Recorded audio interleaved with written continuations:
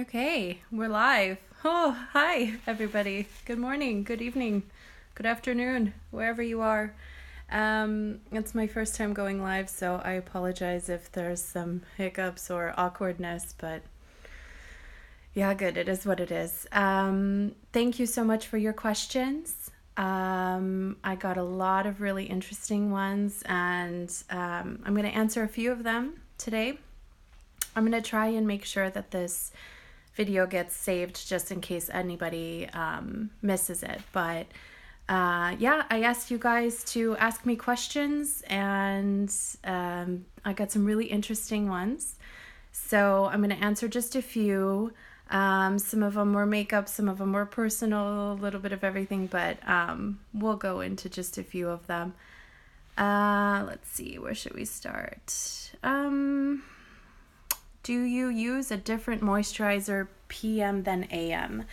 Yes, I do. I actually switch up nearly my entire skincare routine in the morning versus in the evening.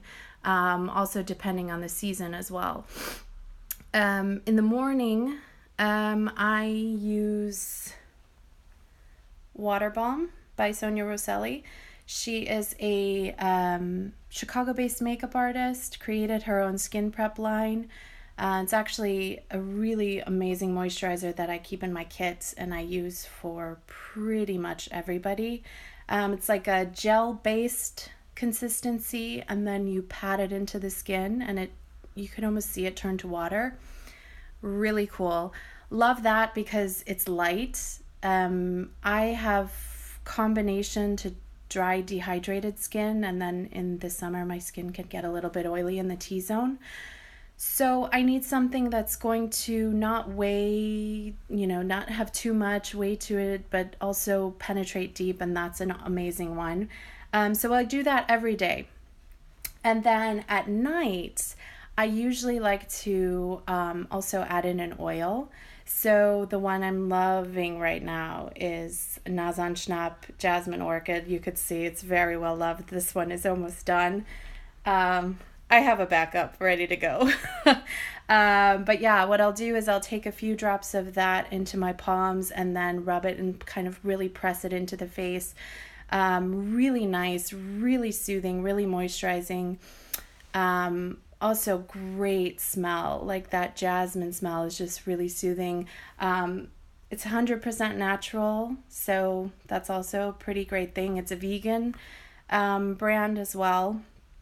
So then that's the difference between day and night pretty much for me. Is daytime I'll kind of go a little bit lighter, but then nighttime I want, because my skin is prone to be dry dehydrated, I want something that's going to penetrate a little bit deeper and give me a little bit more, oomph and richness, and without having to worry about me looking oily or greasy because I'm sleeping and nobody's seeing me when I'm sleeping.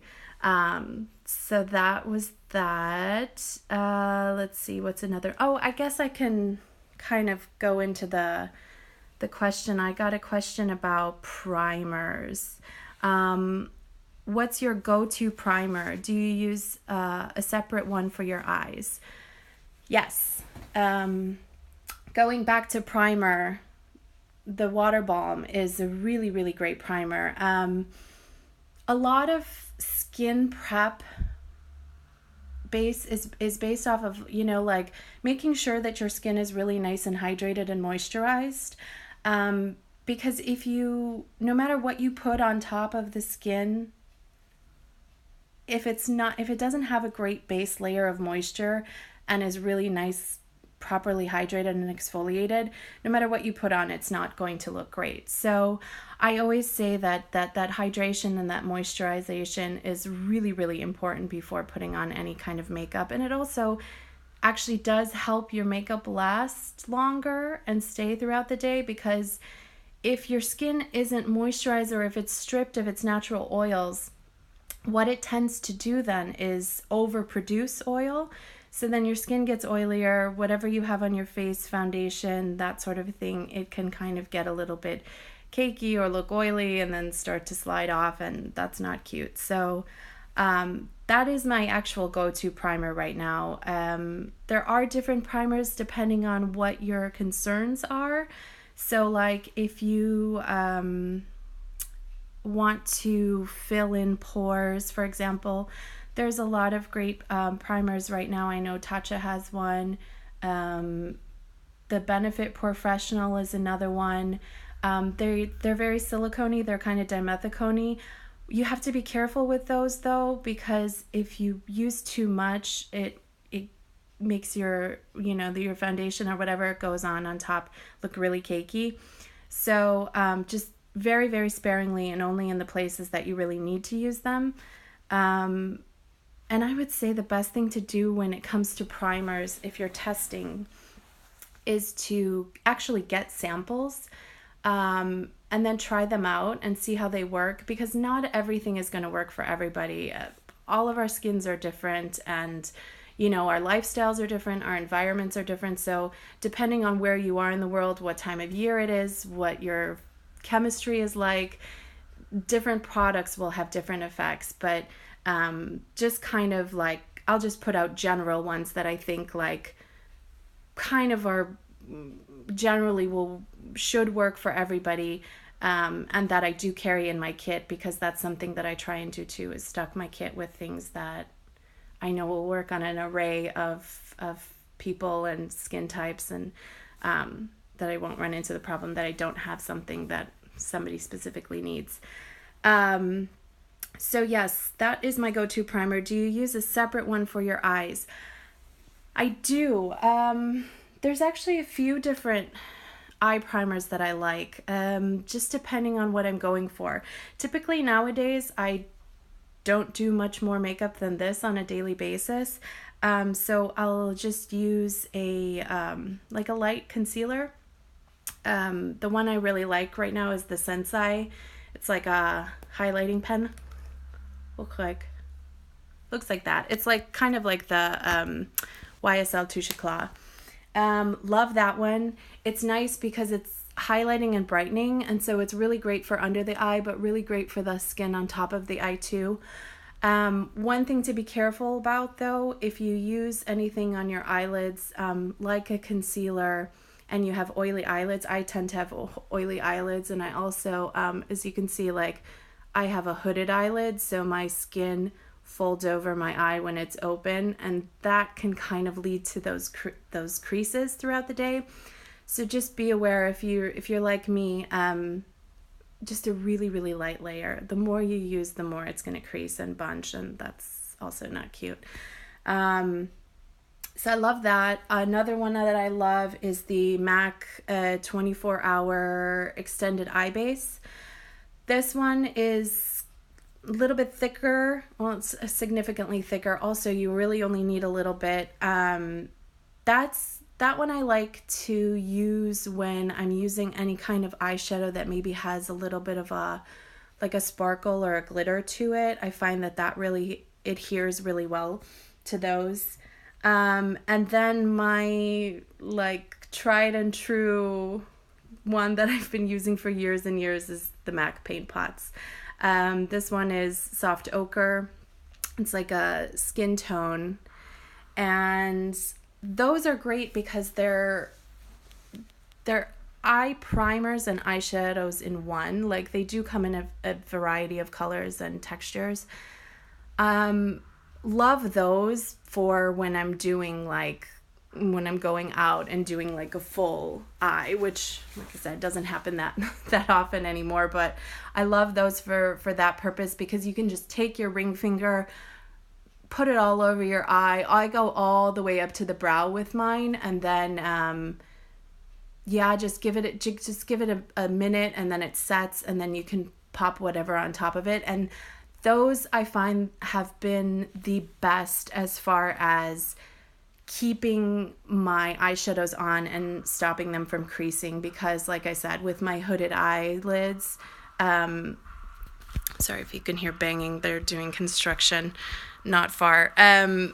With my hooded eyelids, I'm prone, and hooded and oily, I'm prone to creasing. So I like to make sure that I have something on that's really going to stick, especially if I'm going out. So yeah, those are like the three main eye primers that I use.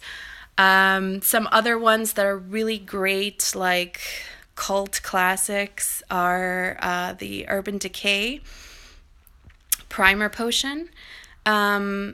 That one is beloved by many people. I prefer the MAC paint pot, but like I said, everybody's different, and you have to try. You have to try different things and then find what works for you. But yeah, the Primer Potion, yeah, I would say that, and the Primer Potion and the paint pot are probably the most popular that I've heard of. So let's find another one. What's the most natural way to fill in brows? Eyebrow pencil, gel, powder, so many options. Yeah, there are a lot of options. I like with anything I said, it's all a matter of experimenting and seeing what works for you. You can see my eyebrows are naturally dark. I mean, my hair is naturally dark. You can also see that as well with my roots. But my eyebrows are naturally dark, and I like to keep them that way, just because I think it would be much too big of a hassle to kind of dye them or do too much effort. I find there's several products that I like. It just depends also, again, like what you're looking for. For me, like my brow shape has a pretty dramatic look to it, especially in this camera. It's not so dramatic I think in real life, but I use a gel with an angled brush like this. I just find that because my brows pretty much stop growing like right here, this is all filled in. This is not hair. Those are strokes that I did with the gel.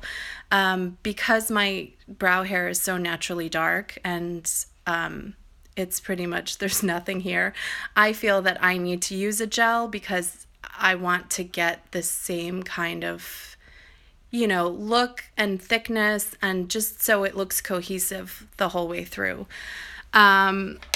But that being said, I have in the past used, with this same kind of angled brush, I've used powders, so actually eyeshadow. And just depending on your shade, it's always good to kind of maybe go to a counter or a store and have them kind of like try some shades on you to match you up. No matter what product you use, it is always best to kind of err on the cooler side versus the warmer side. And yeah, trial and error, because sometimes there's definitely products that I've used that, for example, like this MAC pen, which looks like this. It has a really nice sharp tip to it. Loved this product, use it in my kit a lot and use it on a lot of people. However, on me, these kind of formulations tend to like go warmer, so it ends up looking kind of red, which is why, again, I say like just try it. Just try it out, see how it is. The best thing to do is to go into a store or a counter and have them try it on you. And give it a few minutes. Have them try something and then walk around for 15-20 minutes, because things oxidize, it mixes with the chemistry of your skin, weird things can happen, colors can change. I've seen some pretty bizarre things happen. But yeah, love the pens. Pencils are also really good. I like a really like thin, light hair-like stroke, which I feel like for for the average user is really difficult to achieve. I mean, it's something that really like is kind of a technique that you have to really practice and perfect, because it's all about that light flicking of the wrist kind of a thing. But yeah, love those. Love an eyebrow gel as well. If you have unruly eyebrows like me, sometimes depending on what's going on, sometimes my eyebrow hairs are all over the place. You can get tinted ones. Really great, like affordable trick that I always keep this in my kit too, is I buy a clear mascara. Clear mascara is a really great, just cheap, easy, clear brow gel. It's like, you know, what our mothers and grandmothers used, but the clear works really, really well on the brows to keep them in place. So I do like that. So yeah, I guess it just depends. If you have a thicker brow and you need to tame them, I would go more so in the route of brow gel.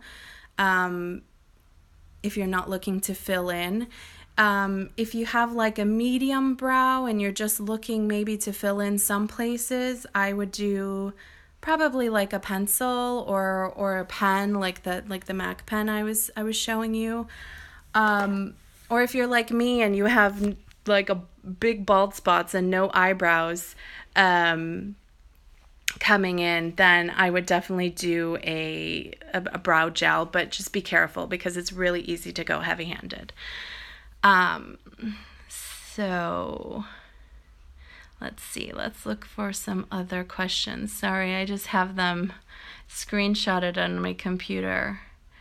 What are you, here's a non-makeup related one. What are you binge watching or listening to? I'm obsessed with podcasts right now. Podcast I'm listening to most probably is called My Favorite Murder, which sounds a little bit creepy, but it's true crime, and it's these two women from Los Angeles, and they talk about murder, but in a funny way. It sounds creepy, but it's not. But I love that one. I love anything that kind of is a bit that has to do with psychology. Really love, of course, the Oprah Super Soul Sundays podcast. I'm obsessed with that. Binge watching, I haven't really been watching much recently. I did go recently on a binge watch of on Netflix of RuPaul's Drag Race, which was like, it's a guilty pleasure, and it's I find the contestants on there so fascinating and really brave and really talented, and just it's drag culture is something that I'm absolutely fascinated with. So I love watching that. Let's see, what else? What's your favorite Halloween look you did this year? Oh yeah, last year I did if you go onto my feed, you can see, is that what they call it? The kids call it a feed? My Instagram page. If you scroll down a bit, you'll see I did a last Halloween, I did a Halloweek. So I posted a Halloween look every day for a week. Halloween is probably my favorite holiday, and now because I'm living in Zurich, it's not really a big thing here. And I really was missing it last year, so I decided, I really wanted to be creative and do some stuff. So what was my favorite? It's hard to say. I did you can go on my feed, but I'll just go through really quick. I did a skull that I really loved. I did this like cracked doll that I thought was really creepy and cool. I did one that was inspired by a look. I don't even know what the project was for, what she did it for, but it was by a makeup artist called Alex Box. She's really, really, really creative and really fascinating, and that's somebody if you want to check out, like a master of makeup artistry. I did a look inspired by her, which was kind of like a illustrated face, like not gray tones, but like almost black and white, but then with a pop of color. I loved that one. Yeah, I did one where I put, I think, over 300 rhinestones. I glued 300 rhinestones on my face. That was kind of crazy and ambitious, but but fun. So yeah, so that was a good one. Let's see. Let's go to another question. Is there a trick to choosing a lip color when it comes to color outfit? There's no rules. I'll say that. As far as like a trick or a tip for choosing a lip color, yeah, you usually kind of want to look at what you're wearing. What color is your outfit? If your outfit is a neutral tone, like a black, a white, a beige, a cream, gray, you can kind of almost get away with anything at that point. That it's really just based off of what you feel comfortable in and how daring you are. But yeah, I mean, I've seen women who have been in red with a red lip, which I thought looked really stunning. Some people would say, okay, maybe that's too matchy, but I think it's really just personal preference. There are tricks as far as choosing a lip color that maybe will enhance or complement what you're wearing. So then you would kind of go back to color theory, where it's like Art 101.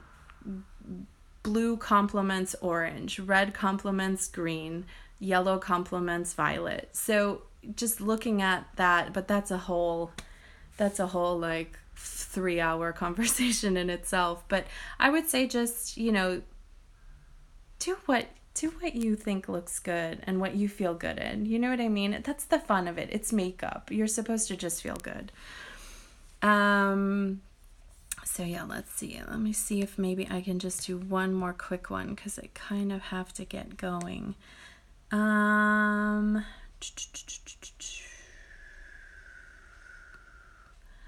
Let's see. All of your questions were so good, and some of them were so detailed and so really specific. And just so you know, I will hold on to them, and I'm going to try and do this Q&A live thing every Friday. Don't hold me to it I'm not signing in blood, but I will try and do this because I have gotten so many requests for, just for Q&A and for really I get asked these questions all the time, and I'm not a huge fan of being on live and Instagram and all of that, but I think this is a really great way to kind of connect with you guys and to see, for you to see me and for me to be able to show you products and explain things. And I think it's a little bit awkward, but we'll get there. So yeah, I think I'm going to go because I need to get going. But thank you again all so much for your questions. They were really, really great. I loved the thought process behind a lot of them. There was a few that I got in that were talking about also eyeshadows and picking colors that match with each other and getting out of your normal routine or whatever. I will hit those. Also, just as a quick, I know it's kind of far in advance, but I will actually be doing a workshop in May 4th here in Zurich at Birdhouse Social, which is a woman's co-working social space. I'm collaborating with Monica Mueller from Signature 5. She's a personal stylist, fantastic. We'll be doing a kind of a spring summer 19 just general workshop about how to transition into spring. She'll be talking about obviously the wardrobe aspect, and I'll be talking about makeup and skincare. that may be something I possibly could pop up live as well, because I know that there's probably going to be some really interesting topics covered there, and might answer a lot of your questions as well. So I'll get back to you on that, but I'll see if that's something that maybe we can do. And then, yeah, I think that's it for me for now. I'm going to try and post this and save this and do whatever. I'm not so techie, but I'm going to figure it out. But I hope you all have a fantastic weekend, wherever you are in the world. It's so cool to see that there's people from all over the world following and watching and supporting, and I appreciate you. I haven't been so active on Instagram recently, but yeah, at least I'm going to try and get on here and talk to you guys. So yeah, thank you again for your questions, for watching, for supporting. I hope you have a wonderful, wonderful, wonderful weekend. If you ever have any questions or anything, DM me, message me, email me, do whatever, and I will get back to you as soon as I can, or put them into one of these Friday Q&As. So, thank you again, guys. Have a great weekend. Bye.